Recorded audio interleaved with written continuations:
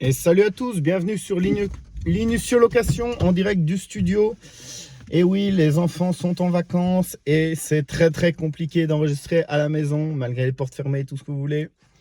Donc voilà, si vous voulez vous former dans la location de voiture ou si vous voulez simplement louer un véhicule, les liens sont en bas dans la description ou contactez-moi. Aujourd'hui, on va parler un petit peu statistique et d'un phénomène où j'étais assez surpris. C'est-à-dire, les locataires, il y en a vraiment pas mal qui me contactent et qui me disent: oui, voilà, on n'a pas de carte de crédit, donc on ne sait pas louer via la plateforme. Alors, dans la plupart des cas, moi, ça ne m'intéresse pas du tout de payer en cash. Pourquoi? Parce qu'il faut venir, payer, faire le contrat manuellement, checker vos documents et tout ça. Et surtout, l'autre point très important, c'est qu'après, pour les amendes, pour la caution et tout ça en cas de sinistre, c'est très compliqué, vu qu'il n'y a pas de prélèvement sur une carte de Visa, d'aller récupérer de l'argent. Je l'ai eu une fois, je sais pas qui m'appelle là. Attendez, je coupe ça, désolé pour ça, les aléas du direct. Donc, comme je vous le disais, c'est très compliqué d'aller rechercher, et même avec des gens que je connaissais au début, pour aller rechercher 150, 200 balles d'amende, c'est compliqué, puis il y a des rappels, c'est pas payé, tout ça. Bref, moi je préfère passer par l'application pour être serein de ce point de vue-là. Alors oui, clairement, je laisse beaucoup d'argent sur le tapis, quasiment 30%, même un petit peu plus, ça avoisine les 40 parfois. Donc c'est vrai que c'est énorme, trop, on va me dire. Mais je me suis adapté par rapport à ça. Et c'est ça aussi que beaucoup de locataires ne comprennent pas ça. C'est qu'après, la plateforme doit aussi prendre sa part de responsabilité. Ça, ils ont l'air de déléguer un maximum sur les propriétaires, mais que ça soit l'utilisation en fait, de la plateforme, des conditions et tout ça. Il n'y a aucun travail qui est fait de leur côté. Et ils ramènent tout ça sur les propriétaires de flotte. Et ça, je trouve ça vraiment pas correct parce que c'est à eux à éduquer et faire un peu tout le travail. Il n'y a pas de ligne directe et tout ça, donc c'est un petit peu compliqué. Je vous dis ça pourquoi? Parce que j'ai eu une location avec une personne qui était en retard. Euh, donc elle avait loué tard dans la nuit. Euh, et puis en fait, donc elle avait loué jusqu'à je sais plus quel jour, minuit 30. Mais en fait, elle, ce qu'elle voulait, c'était encore 24 heures de plus. Elle avait confondu les deux jours. Ça m'est déjà arrivé à moi aussi, donc je vois très bien de quoi elle parlait. Et puis, du coup, elle me dit: ah oui, mais nous, on avait prévu ce budget-là. Si on rajoute encore un jour de plus, ça sera plus que le train, patati, patata. Moi, j'étais prêt, en fait, réellement, à faire une ristourne et essayer de l'arranger. L'autre point, ça, il ne voit pas, c'est directement la menace de mettre un mauvais commentaire, de dire que je suis un voleur, que patati, patata. Elle a quand même gardé un véhicule plus de 24 heures sans payer ça, alors qu'elle pourrait très bien parce que ça dépassait son montant initial. Moi, du coup, j'ai raté aussi une location ce jour-là parce que j'avais pas su verrouiller le planning. Du coup, Gateran nous charge de 50 € de pénalité alors que c'était une location à 25 balles. Donc, en laissant le véhicule comme ça, je risque de perdre plus d'argent que ça me rapporte sur un jour de location. Bon, ça aussi, les clients ne le voient pas. Eux prennent aussi, je crois, 120 € en plus sur les heures de retard, sur 24 heures de retard, donc ce qui n'est pas négligeable. Donc du coup, la personne paye quasiment 360 € de pénalité. Alors je comprends totalement que ça fait pas plaisir. Moi, si ça m'arrive, ça me ferait pas plaisir du coup. Mais ça, ce sont les conditions générales d'utilisation de Getaround. C'est eux qui ont mis ça en place. Ce n'est pas moi.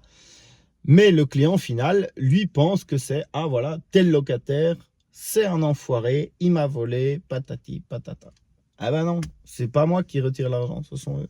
Donc ça, c'est un point que j'aimerais bien aussi qu'ils éclaircissent clairement, mais c'est jamais le cas. Ils se positionnent tout le temps entre deux chaises, entre les propriétaires de flotte et entre le client final. Ce que je comprends aussi, au final, si j'étais à leur place, je ferais certainement la même chose. Mais bon, bref, voilà. Euh, Revenons sur les statistiques que je voulais parler. C'est qu'en fait, l'air de rien, il y a 73% des Belges qui ont une carte de crédit. Donc on est en top 3 ou 4 en Europe. Devant nous, numéro 1, il y a le Luxembourg. Bon, ça m'a pas du tout étonné.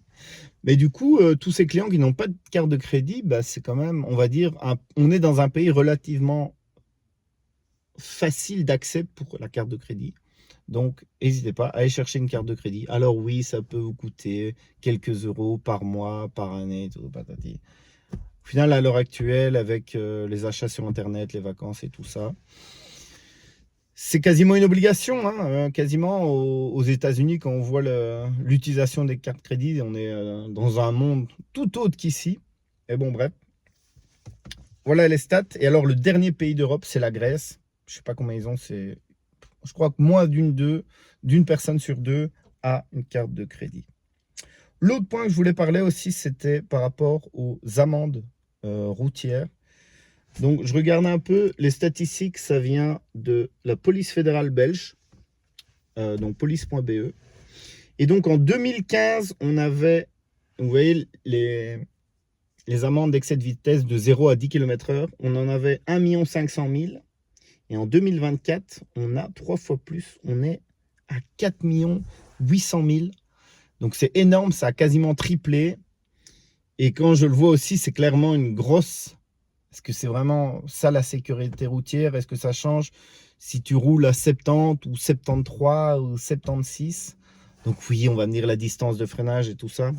Mais bon, bref, il y a beaucoup d'argent là qui a été capté par tous les flashs automatiques et tout ça. Et on va voir aussi qu'il y a d'autres statistiques qui n'ont pas du tout bougé et d'autres qui ont bougé en bien. Donc les autres augmentation d'amende de vitesse, donc ça soit de 10 à 20, de 20 à 30, etc. C'est assez stable en fait. Et les plus de 40 km/h aussi, c'est assez stable. On a toujours le même pourcentage. Je crois que c'était 40 000. Je ne l'ai pas trop en tête, mais je crois que c'était ça. Pareil, voilà, j'ai les chiffres là en tête. Pareil pour l'alcool en fait. Depuis 10 ans, en fait, il y a quasiment le même nombre. On est à 48 000 là. Et en 46 000. Donc rien du tout. La drogue, ça a doublé. Immatriculation, c'est quasiment la même chose aussi. Les défauts de permis de conduire, ça a légèrement augmenté. Enfin non, quand je dis légèrement, c'est bien 35%. Contrôle technique assez stable. L'assurance, on a moins de soucis d'assurance à l'heure actuelle. Poids lourd et tout ça. Les sièges enfants et la ceinture, voilà. Ça, c'est clairement un point où on a bien progressé. Alors, est-ce qu'il y a moins de contrôle ou pas? J'en sais rien. Bref, les stats, c'est qu'on était en 2015 à 80 000 et là, on n'est plus qu'à 36 000 infractions par rapport au siège enfant et la ceinture. Bon, après, dans toutes les voitures, ça se met à biper et tout, donc c'est insupportable. GSM aussi, c'est très stable. Donc voilà. Et puis les arrêts et stationnements, ça j'étais aussi étonné, c'est qu'en fait il y en a moins. Alors qu'avec les voitures automatiques, bon après c'est des statistiques nationales par rapport à Bruxelles, je prends la ville de Bruxelles, clairement je pense qu'il y a beaucoup plus d'amendes de stationnement qu'avant. Mais bon, voilà dans tout ça. Qu'est-ce que je voulais vous parler d'autre? Ben, je crois que j'ai terminé cette petite vidéo. L'autre point important aussi que je voulais en parler, c'est les dégradations dans les véhicules, comment ça peut plomber votre business. Et c'est des petites conneries, mais ça prend du temps et ça sort le véhicule pour des bêtises. Exemple, les boutons pour les vitres électriques. Me demandez pas comment, il y a une personne, j'allais dire un gars, mais je ne sais pas si c'est un gars ou une fille, qui a réussi à péter ces boutons-là. Du coup, c'est aller au concessionnaire, faire le devis, tout ça, une perte de temps monumentale. Les boutons de ventilation, aussi pareil, il y en a qui a réussi à péter ça. Et je m'excuse, mais ça, je ne peux pas croire que ce n'est pas des actes de dégradation, de vandalisme. C'est fait exprès, c'est pas possible. J'ai jamais pété un bouton de ventilation comme ça. Je sais pas combien j'ai d'années Je l'ai eu en 2008, je crois, mon permis. Donc voilà, j'ai jamais eu ça. Truc de ventilation. Ok, on peut me dire, c'est pas de la top qualité et tout ça. Mais il faut vraiment s'acharner ou tirer comme un débile mental pour casser ça. Et clairement, c'est un souci parce que je me disais, si dans chaque voiture, j'ai des soucis de vol de pneus, ça j'ai déjà eu aussi, on casse le bouton, on pète l'écran, on griffe l'écran du truc. Si j'ai ça toutes les semaines, c'est un vrai frein pour le business. Donc voilà, si vous voulez vous former, si vous voulez louer un véhicule, si vous cherchez un logement aussi, n'hésitez pas à me contacter sur l'Initio Location. Je vous dis ciao, ciao, à bientôt.